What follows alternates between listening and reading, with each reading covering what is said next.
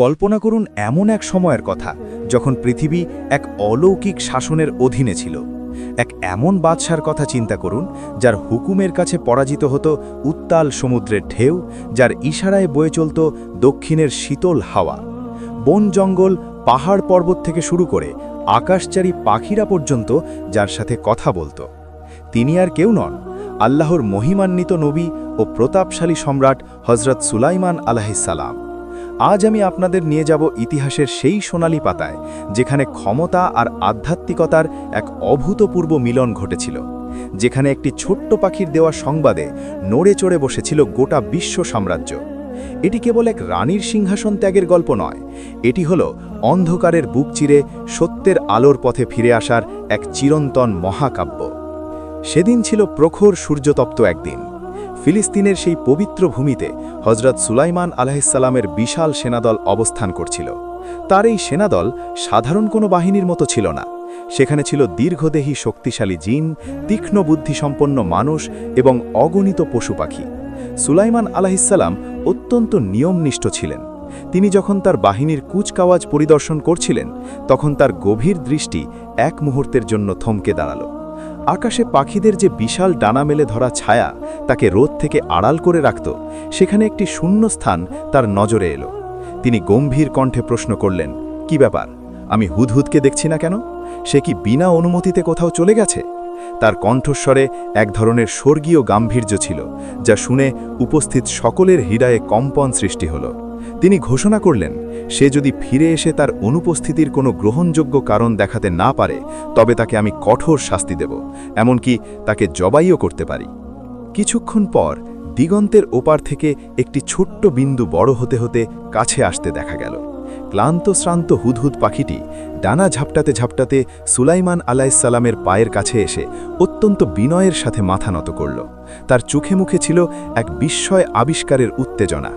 সুলাইমান আলাইহিসসালাম যখন তাকে কৈফিয়ত চাইলেন, তখন হুদহুদ এমন এক তথ্য দিল যা আগে কেউ শোনেনি। সে বলল, হে আল্লাহর নবী, আমি এমন এক সংবাদ নিয়ে এসেছি যা আপনার অগোচরে ছিল। আমি সুদূর সাবার এক জনপদ থেকে আসছি। সেখানে আমি দেখেছি এক বিস্ময়কর সাম্রাজ্য। সেই জাতির রাজদণ্ড এক মহীয়সী নারীর হাতে, যার নাম রানী বিলকিস। আল্লাহ তাকে দুনিয়ার সমস্ত ঐশ্বর্য ও নেয়ামাত দান করেছেন। তার প্রাসাদে একটি বিশাল সিংহাসন রয়েছে, যা সোনা আর হীরা জহরাত দিয়ে মোড়ানো। কিন্তু হে আল্লাহর নবী, একটি দৃশ্য দেখে আমার বুক ফেটে যাচ্ছিল। আমি দেখলাম সেই রানী এবং তার পুরো জাতি এক অদ্বিতীয় আল্লাহকে ভুলে সূর্যের পূজা করছে। শয়তান তাদের এই ভুল পথকে তাদের সামনে অত্যন্ত সুন্দর করে তুলে ধরেছে, যার ফলে তারা সত্যের পথ খুঁজে পাচ্ছে না। হুদহুদ যখন এই বেদনার কথা বলছিল, তখন সুলাইমানের হৃদয়ে এক আল্লাহর তাওহীদের দাওয়াত পৌঁছে দেওয়ার তীব্র আকাঙ্ক্ষা জেগে উঠল। তিনি কেবল একজন সম্রাট ছিলেন না, তিনি ছিলেন হেদায়েতের দিশারি। তিনি হুদহুদকে বললেন, আমরা দেখব তুমি সত্য বলছো নাকি তুমি কোনো মিথ্যার আশ্রয় নিচ্ছ। তিনি একটি চিঠি লিখলেন। সেই চিঠিটি ছিল খুবই সংক্ষিপ্ত, কিন্তু তাতে ছিল পাহাড়ের মতো দৃঢ়তা। চিঠির শুরুতে তিনি লিখলেন, বিসমিল্লাহির রহমানের রহিম, অর্থাৎ পরম করুণাময় ও অসীম দয়ালু আল্লাহর নামে। চিঠিতে তিনি রানী বিলকিসকে সম্বোধন করে বললেন, তোমরা আমার বিরুদ্ধে অহংকার করো না এবং আত্মসমর্পণকারী হয়ে আমার কাছে উপস্থিত হও। সুলাইমান আলাইহিসসালাম হুদহুদকে নির্দেশ দিলেন যেন সে এই চিঠিটি নিয়ে সাবার রানীর প্রাসাদে ফেলে আসে এবং আড়ালে থেকে তাদের প্রতিক্রিয়া পর্যবেক্ষণ করে। হুদহুদ পুনরায় ডানা মেলল সেই অজানা গন্তব্যের দিকে। রানী বিলকিস তখন তার রাজপ্রাসাদের অন্দরমহলে ছিলেন। হঠাৎ তার সামনে একটি চিঠি পড়ল। সিলমোহর আর লেখার গাম্ভীর্য দেখে তিনি শিউরে উঠলেন। রানী অত্যন্ত বুদ্ধিমতী ও বিচক্ষণ ছিলেন। তিনি তৎক্ষণাৎ তার রাজ্যের প্রভাবশালী মন্ত্রী আর সেনাপতিদের এক জরুরি সভা ডাকলেন। সভাসদদের সামনে রানী অত্যন্ত গম্ভীর কণ্ঠে বললেন, হে আমার প্রিয় পারিষদবর্গ, আমার কাছে একটি অত্যন্ত সম্মানজনক ও মর্যাদাপূর্ণ চিঠি পাঠানো হয়েছে। এটি সুলাইমানের পক্ষ থেকে এসেছে। রানী যখন চিঠির বিষয়বস্তু পড়ে শোনালেন, তখন তার সেনাপতিরা বীরত্বের সাথে গর্জে উঠল। তারা বলল, হে আমাদের রানী, আমরা অত্যন্ত শক্তিশালী জাতি এবং যুদ্ধের ময়দানে আমরা অজেয়। আপনি কেবল আদেশ করুন, আমরা তলোয়ার তুলে নেব। কিন্তু রানী জানতেন, শক্তির দাপট সবসময় জয়ী হয় না। তিনি বললেন, যুদ্ধের পরিণতি কখনো ভালো হয় না। যখন কোনো রাজা কোনো জনপদে প্রবেশ করে তখন তারা সেটাকে তছনছ করে দেয় এবং সম্মানিত ব্যক্তিদের অপমানিত করে। আমি চাই না আমার জাতি ধ্বংস হয়ে যাক, আমি বরং উপহার পাঠিয়ে তাকে পরীক্ষা করতে চাই। যদি সে দুনিয়াদার কোনো রাজা হয় তবে উপহার পেয়ে শান্ত হবে, আর যদি সে সত্যি আল্লাহর নবী হয় তবে দুনিয়ার কোনো তুচ্ছ সম্পদ তাকে টলাতে পারবে না। রানী বিলকিস তখন উট বোঝাই করে পৃথিবীর সবচেয়ে দামি উপঢৌকন সাজালেন। স্বর্ণের পিণ্ড, মণিমুক্তার অলঙ্কার আর সুগন্ধিতে ভরে গেল সেই কাফেলা। রানীর দূতেরা যখন সুলাইমান আলাইহিসসালামের দরবারে পৌঁছানোর জন্য যাত্রা করল, তারা ভাবছে এই বিপুল সম্পদ দেখে যে কেউ বশীভূত হবে। কিন্তু তারা যখন সুলাইমান আলাইহিসসালামের সীমানায় প্রবেশ করল, তাদের চোখ ছানা বড়া হয়ে গেল। তারা দেখল সুলাইমান আলাইহিসসালামের সাধারণ প্রহরীদের পোশাকও তাদের রানীর উপহারের চেয়েও মূল্যবান। রাস্তার ধারের দেওয়ালগুলোতেও যেন হীরা জহরতের ছটা। সুলাইমান আলাইহিসসালাম অত্যন্ত শান্তভাবে তাদের অভ্যর্থনা জানালেন। যখন দূতেরা গর্বের সাথে উপহারগুলো পেশ করল, তখন সুলাইমান আলাইহিসসালাম মৃদু হেসে বললেন, তোমরা কি আমাকে ধনসম্পদ দিয়ে সাহায্য করতে চাও? আমার রব আমাকে যা দান করেছেন তা তোমাদের দেওয়া এই সামান্য সম্পদের চেয়ে বহুগুণ বেশি শ্রেষ্ঠ এবং অধিকতর পবিত্র। বরং তোমরা এই উপহার নিয়ে ফিরে যাও, তোমাদের রানীর কাছে গিয়ে বলো, আমি যদি আমার সেনাদল নিয়ে সাবার দিকে অগ্রসর হই তবে এমন এক বাহিনী নিয়ে আসব যার মোকাবিলা করার সাধ্য কারোর নেই। আমি তোমাদের সেখান থেকে অত্যন্ত লাঞ্ছিত অবস্থায় বের করে দেব যদি তোমরা এক আল্লাহর কাছে মাথা নত না করো। দূতেরা যখন সাবার প্রাসাদে ফিরে গিয়ে এই বর্ণনা দিল, রানী বিলকিসের হৃদয়ে এক অজানা শিহরণ জেগে উঠল।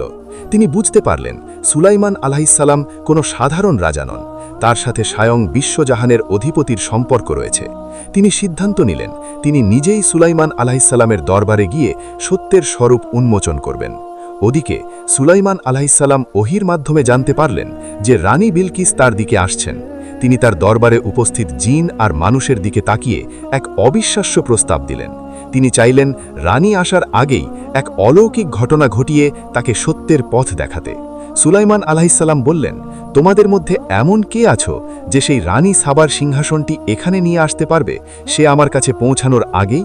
হঠাৎ জিনদের মধ্য থেকে এক শক্তিশালী ও বিশালাকার ইফরিত জিন দাঁড়িয়ে গেল। সে অত্যন্ত আত্মবিশ্বাসের সাথে বলল, হে আল্লাহর নবী, আপনি আপনার এই মজলিস থেকে উঠে দাঁড়ানোর আগেই আমি সেই বিশাল সিংহাসনটি সাবা সাম্রাজ্য থেকে এখানে এনে হাজির করব। আমি এই কাজের জন্য যথেষ্ট শক্তিশালী এবং আমি অত্যন্ত বিশ্বস্ত। সুলাইমান আলাইহিসসালাম তার দিকে তাকিয়ে মৃদু হাসলেন। তিনি জানতেন জিনদের শক্তি অনেক, কিন্তু আল্লাহর দেওয়া ইলম বা জ্ঞানের শক্তি তার চেয়েও অনেক বেশি। ঠিক সেই মুহূর্তে সিংহাসনের পাশেই বসা ছিলেন এক পুণ্যবান মানুষ, যার কাছে ছিল কিতাবের বিশেষ জ্ঞান। মুফাসসিরগণের মতে তিনি ছিলেন সুলাইমান আলাইহিসসালামের একান্ত সচিব আসিফ ইবনে বারখিয়া। তিনি বিনীতভাবে বললেন, হে আল্লাহর নবী, ইফরিত জিন আপনার মজলিস শেষ হওয়ার সময় চেয়েছে, কিন্তু আমি আপনার চোখের পলক ফেলার আগেই সেই সিংহাসনটি আপনার সামনে এনে হাজির করে দেব। আল্লাহর নামের সেই গোপন ইসমে আজম এবং কিতাবি জ্ঞানের এক অলৌকিক স্পর্শে মুহূর্তের মধ্যে কয়েক হাজার মাইল দূরের সেই ভারী ও বিশাল সিংহাসনটি সুলাইমান আলাইহিসসালামের পায়ের কাছে এসে স্থির হল। সুলাইমান আলাইহিসসালাম যখন দেখলেন চোখের এক নিমেষেই রানী বিলকিসের সেই কারুকার্যখচিত সিংহাসনটি তার সামনে দৃশ্যমান হয়েছে, তখন তার হৃদয় আল্লাহর শুকরিয়ায় নুয়ে পড়ল। তিনি দম্ভ করলেন না, বরং মায়াবী স্বরে বলে উঠলেন, হাজা মিন ফাদলি রাব্বি, অর্থাৎ এটি আমার রবের এক বিশেষ অনুগ্রহ। তিনি আমাকে পরীক্ষা করছেন যে আমি কি কৃতজ্ঞতা প্রকাশ করি নাকি অকৃতজ্ঞ হই। তিনি সেখানেই সিজদায় লুটিয়ে পড়লেন। এরপর সুলাইমান আলাইহিসসালাম তার অনুসারীদের আদেশ দিলেন, এই সিংহাসনটির অবয়ব কিছুটা বদলে দাও, মণিমুক্তা আর নকশাগুলো কিছুটা পরিবর্তন করে দাও।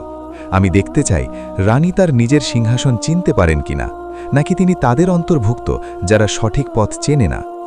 ওদিকে রানী বিলকিস তার বিশাল কাফেলা নিয়ে জেরুজালেমের সীমানায় প্রবেশ করলেন। পথে তিনি সুলাইমান আলাইহিসসালামের রাজত্বের যে শ্রী আর শৃঙ্খলা দেখলেন, তাতে তার মনের অহংকার ধীরে ধীরে ভাঙতে শুরু করল। তিনি যখন সুলাইমান আলাইহিসসালামের দরবারে এসে পৌঁছলেন, তখন আকাশ বাতাস যেন এক পবিত্র গাম্ভীর্যে থমকে ছিল। সুলাইমান আলাইহিসসালাম তাকে অত্যন্ত সম্মানের সাথে অভ্যর্থনা জানালেন। কুশল বিনিময়ের পর সুলাইমান আলাইহিসসালাম সেই সিংহাসনটির দিকে ইশারা করে রানীকে প্রশ্ন করলেন, আপনার সিংহাসন কি ঠিক এই রকমই ছিল? রানী বিলকিস অত্যন্ত বিচক্ষণ ছিলেন। তিনি সিংহাসনটি দেখে বিস্ময়ে বিমূঢ় হয়ে গেলেন। তিনি ভাবছিলেন কয়েক হাজার মাইল দূরে তার সুরক্ষিত প্রাসাদে তিনি 7টি মজবুত দরজার পেছনে তার সিংহাসন রেখে এসেছিলেন, সেটি এখানে আসা অসম্ভব। কিন্তু এর গঠন, এর অলংকার একদম হুবহু তারই সিংহাসনের মতো। তিনি সরাসরি হ্যাঁ বা না না বলে অত্যন্ত বুদ্ধিমত্তার সাথে উত্তর দিলেন, মনে হচ্ছে এটি ঠিক সেটি। রানী বিলকিস তখন বুঝতে পারলেন সুলাইমান কেবল দুনিয়ার কোনো রাজা নন, তার উপর অদৃশ্যের সাহায্য রয়েছে। তিনি অনুতপ্ত কণ্ঠে বললেন, আমরা তো আগে থেকেই তার সম্পর্কে জানতে পেরেছিলাম এবং আমরা তার কাছে আত্মসমর্পণ করেছি। কিন্তু সুলাইমান আলাইহিসসালাম জানতেন রানীর হৃদয়ে এখনও সামান্য সংশয় রয়ে গেছে, কারণ তিনি দীর্ঘকাল ধরে অগ্নি আর সূর্যের উপাসনা করে এসেছেন। তার ভেতরের সেই কুসংস্কারের পর্দা ছিঁড়ে ফেলার জন্য সুলাইমান আলাইহিসসালাম এক অনন্য কৌশলের আশ্রয় নিলেন। তিনি রানীর জন্য এক বিশেষ প্রাসাদের ব্যবস্থা করলেন। সেই প্রাসাদের মেঝেটি ছিল স্বচ্ছ কাঁচের তৈরি, আর সেই কাঁচের নিচে প্রবাহিত ছিল স্বচ্ছ জলধারা, যাতে রঙিন মাছেরা খেলা করছিল। এটি জিনদের তৈরি এক অসাধারণ স্থাপত্য শিল্প ছিল, যা দেখে মনে হতো যেন টলটলে পানির ওপর দিয়ে হাঁটতে হবে। সুলাইমান আলাইহিসসালাম যখন রানীকে সেই প্রাসাদে প্রবেশের আমন্ত্রণ জানালেন, রানী বিলকিস সামনের দিকে তাকিয়ে থমকে দাঁড়ালেন। তার মনে হলো সামনে গভীর পানি। তিনি তার পায়ের কাপড় কিছুটা ওপরে টেনে তুললেন যাতে কাপড় ভিজে না যায়। ঠিক তখনই সুলাইমান আলাইহিসসালাম অত্যন্ত ধীর ও মায়াবী কণ্ঠে বলে উঠলেন, হে রানী, আপনি ভীত হবেন না। এটি গভীর পানি নয়, বরং এটি স্বচ্ছ কাঁচ দিয়ে নির্মিত এক মসৃণ মেঝে। রানী বিলকিস এই অলৌকিক কারুকার্য দেখে স্তব্ধ হয়ে গেলেন। তার দু চোখ বেয়ে অশ্রু গড়িয়ে পড়তে লাগল। তিনি উপলব্ধি করলেন যে মানুষটি মাটির ওপর পানির সমুদ্র তৈরি করতে পারে, যে মানুষটি বাতাস আর জিনদের শাসন করে, সেই সুলাইমানের রব কত না শক্তিশালী। তিনি বুঝতে পারলেন তিনি এতদিন নশ্বর সূর্যের উপাসনা করে কতটা ভুল করেছেন। তার হৃদয় থেকে দীর্ঘদিনের অন্ধকার এক নিমেষে কেটে গেল। তিনি আকাশের দিকে হাত তুলে কান্নার কণ্ঠে বলে উঠলেন, হে আমার পালনকর্তা, আমি এতদিন নিজের নফসের ওপর জুলুম করেছি। আজ আমি সুলাইমানের সাথে সেই মহান রবের কাছে আত্মসমর্পণ করলাম, যিনি সারা জাহানের অধিপতি। রানী বিলকিসের এই রূপান্তর ছিল এক ঐতিহাসিক মুহূর্ত। তার রাজকীয় অহংকার ধুলোয় মিশে গিয়েছিল আল্লাহর প্রেমের কাছে। সুলাইমান আলাইহিসসালাম অত্যন্ত আনন্দিত হলেন এক পথহারা আত্মাকে সত্যের সন্ধান দিতে। এরপর রানী তার পুরো রাজ্যে এক আল্লাহর তাওহীদের দাওয়াত ছড়িয়ে দিলেন। মূর্তি পূজার অন্ধকার থেকে সাবার পুরো জাতি আলোর পথের যাত্রী হল। এবং সাবার সেই বিশাল সাম্রাজ্যে এক নতুন ভরের সূচনা হল।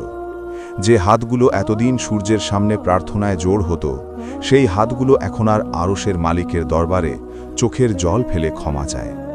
রানী বিলকিস কেবল তার সিংহাসনই ফিরে পাননি, বরং তিনি খুঁজে পেয়েছিলেন এমন এক জান্নাতি শান্তি যা পৃথিবীর কোনো ঐশ্বর্য তাকে দিতে পারেনি। সুলাইমান আলাইহিসসালামের নবুয়তের আলোতে আলোকিত হয়ে তিনি তার প্রজাদেরও সেই সত্যের পথে ডাক দিলেন। ইতিহাসের কোনো বর্ণনায় পাওয়া যায়, পরবর্তী সময়ে হযরত সুলাইমান আলাইহিসসালাম ও রানী বিলকিস বিবাহ বন্ধনে আবদ্ধ হন, এবং তাদের এই মিলন ছিল এক পবিত্র বন্ধন, যা কেবল দুটি হৃদয়েরই নয়, বরং দুটি বিশাল ভূখণ্ডের মানুষকে এক আল্লাহর পতাকার তলে নিয়ে এসেছিল। কিন্তু প্রিয় শ্রোতা, এই পৃথিবীর নিয়ম বড়ই বিচিত্র। এখানে যার শুরু আছে তার শেষও আছে। সুলাইমান আলাইহিসসালাম ছিলেন সারা জাহানের অধিপতি, কিন্তু তিনিও ছিলেন আল্লাহর এক সৃষ্টি।